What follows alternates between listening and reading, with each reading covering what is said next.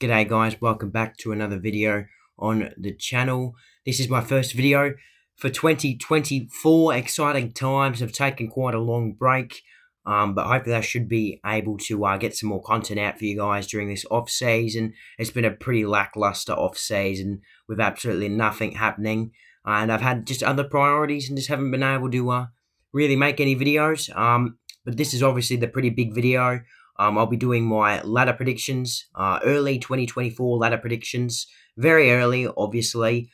Not much has happened, very, very early. Just going to go based off what I believe. And I did this a long time ago, almost like October, November last year. I want to say November last year. So, it's been quite a while since I've looked at this. Yeah, I'm still pretty confident with it all. Like, nothing's really happened since then. So, you can't really, change any positions. But I am still pretty happy with it. And yeah, this is my actual proper predictions. I'll do an updated one before the season starts, which will be my proper season predictions for the year, where I'll have medals and all that other stuff as well. I'll also do a Squiggle ladder predictor, predicting every single game on Squiggle. I did use Squiggle to do this ladder predictor, and I'll show you guys a picture of what it looked like at the end of the video, so we don't throw any spoilers on, which team's finishing where yet. Yeah, I think other YouTubers have already done videos. Might be a bit late to it, but whatever. I've had a good lengthy break now. No excuses. In 18th spot, I have West Coast. And now because, their list hasn't really changed since last year. I feel like they're the most obvious team to finish last. I don't see them improving this year or slightly improving. I think Harley Reid is quite an overrated player. He's been, over like ranked and highlighted, in his first little parts of his career. Hasn't even played a game for them yet. We don't know what position he's going to play. Most likely mid forward, but their list hasn't changed enough. They've still got a lot of experience that they've lost from the retiring stars like Nick Nat, who didn't play last year at all, and they've lost Hearn and Shuey. They've also lost Liam Ryan for the first part of the season, I believe, due to a hamstring injury. Pretty much the only thing that's happened during this pre-season, though. Their list is on track so far, but we know what's happened in the past 2 years with West Coast's injuries. Yeah, I think they're the most obvious side at the moment that will finish 18th.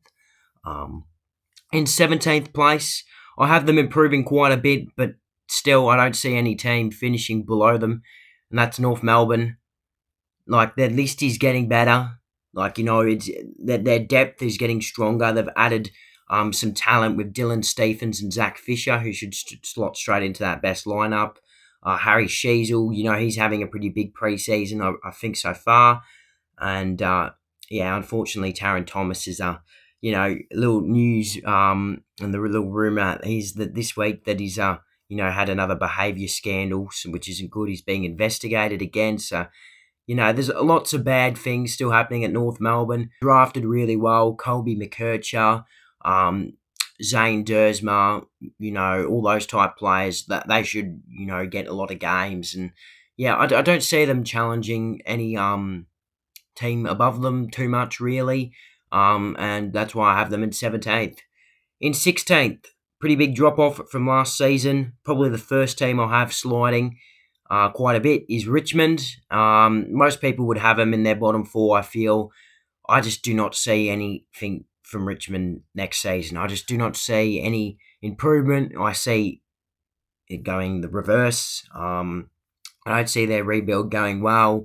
Don't know too much about Adam Yees. I've been told that Dustin Martin's been having one of the best pre-seasons of his career so far. So, that's a little bit of a dangerous sign, isn't it? Apart from that, I do not see Richmond improving. Their list is quite young. There's a lot of inexperienced players. Half of their list are guys that either no one's ever heard of or just haven't played a game and don't look like they deserve to be playing AFL. So that's why I've got Richmond in 16th. Lots of people have them finishing bottom four, so it's fair enough. In 15th, I've got Fremantle. Now, I originally had them in 17th to start this video, but they're not that bad yet. They did lose a lot of talent again during the trade period in Lockie Schultz and Liam Henry. They didn't gain anyone significant. They did hold on to Sean Darcy, however, but still, I just didn't see Fremantle doing anything special next year. Like, they had a bit of a fluky 2022, perhaps. Last year was quite a disappointment for them, and I don't see them being much better this year. I still think they'll challenge teams at playing at home, but playing away is always what's going to struggle for them. Nat Fyfe's apparently turning back the clock and having one of his best preseasons since, his Brownlow winning year. But I still don't want to believe into it because we all know what's happened to Nat Fyfe recently. His form's just been shocking. He's so injury prone, and I don't see Fremantle improving pretty much at all. I think they'll be worse this year. That's my bottom four. I feel like set in stone. I don't feel like I'll change it. I think I've just had that rolling through ever since the season ended, and I don't see myself changing it before the season starts. Moving into 14th, this is probably the first bigger call I have in this video. I have Essendon finishing 14th. Now, they obviously got a lot of talent during the off-season and all that. And Ben Mackay, Jade Gresham, Zane Dersma, all players that are going to be pretty good ones, you'd think, for Essendon. They're already decent players, and you feel like they're going to stand out well at Essendon. But yeah, I don't see them improving from last year. In fact, I see them getting worse. They've got a pretty tough start to the season, just like Richmond. So, yeah, it's going to be interesting to see how their start of the season goes. I do have them improving in the second half of the season, but not by much. It's going to be a challenging year again for the... in 13th, I've got the Western Bulldogs. Now, lots of people have been putting them lower. Lots of people have been putting them higher, and I don't know why, but I've got them pretty much smack down 13th. I think they're going to have a bad year, the Bulldogs. They're going to struggle. They're going to really, really find it hard to get wins during the middle half of the season, I reckon. They're not going to be great at the start of the season, but the middle part of the season is going to be where they do bad. I've actually got them being one of the informed teams to finish off the season, the Doggies. Finishing 13th is a pretty bad look for the Bulldogs, isn't it? Bailey Smith, also ACL, pretty much the only thing that's happened so far during the off-season. So, yeah. Moving on to 12th. This team actually finished 12th last year. I've got them finishing 12th again in Geelong. Now, lots of people have been putting Geelong lower, which is absurd. They're not that bad yet. I don't see them improving in the next couple of years, but then again, it is Geelong. You tip them to bloody make the finals, and they don't. And then when you tip them to not make the finals, they make it. So, and every single time I seem to do this, they seem to make it. I've tipped them to remain in the exact same position as they were last year, similar amount of wins. I think it'll be a similar season for Geelong this year. And, we'll keep moving on into 11th. I've got them dropping the Saints out of the top 8. They've actually dropped quite a bit.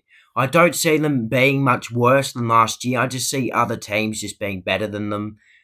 They're also a bit inconsistent, which doesn't help, or at least they were last year, obviously with a pretty bad patchy form heading into the finals before bagging in some wins to gain confidence, but before losing in their home MCG final against the Saints.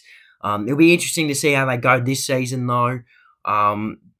You feel like not much has changed during the off-season, except I've heard big news about Marcus Windhager. He's set for perhaps a breakout season. Jack Higgins has changed numbers, and he's looking pretty dangerous in the forward line. Their defence, you'd think, would still be pretty good, so I've got them 11th. Now, this is my first... I know I've had a couple big calls with maybe Essendon and the Bulldogs, but this is the first bold call. Melbourne out of the top 8. It's just really hard for me at the moment to see them making the 8. Like, their list is just... It's not dropping, but it's just not really improving either. There's a lot of bad things happening at Melbourne recently. You know, Joel Smith and his positive test of cocaine, and Clayton Oliver's been having a bit of a tough year and a tough second half to 2023, and moving into 2024, he'd like to change that. But yeah, it'll be interesting to see how he goes. Christian Petrarca as well. I think I've heard that maybe he got a little injury here and there. Similar to like a few other players like the Bont and Bailey Smith. Interrupted pre-seasons for a few Melbourne players, I think. Um, they did grab a couple good youngsters in the draft and Windsor and Falstrip, but I don't see them playing too much. I don't see this being a good, successful year for Melbourne, and I see them being one of the inconsistent sides in the comp, being perhaps good some weeks and bad in having bad patches of form, and I see them missing out on the finals. Now in ninth, I tipped them to come ninth last year, and they just flopped, didn't they? And I'd love to have them in the eight, but I can't put them in the eight. So I've got them in ninth, and that's the Gold Coast Suns. The Gold Coast Suns, I mean, they're an interesting side, aren't they? They're going to have a new coach. They've had a pretty big preseason, I feel, most players at the Suns. They're having a good preseason.